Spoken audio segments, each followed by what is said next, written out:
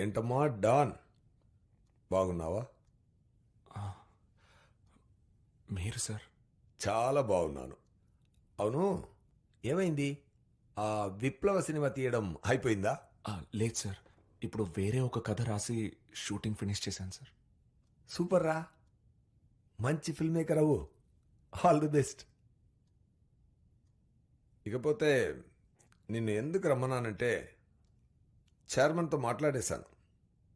నువ్వు నీ అరియస్ వచ్చి రాసి డిగ్రీ తీసుకో. ఏంట్రా? లేదు సార్,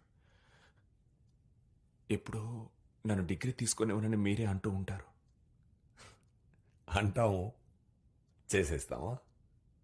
అలా చేస్తే ఎంతమంది డిగ్రీ తీసుకుంటారా?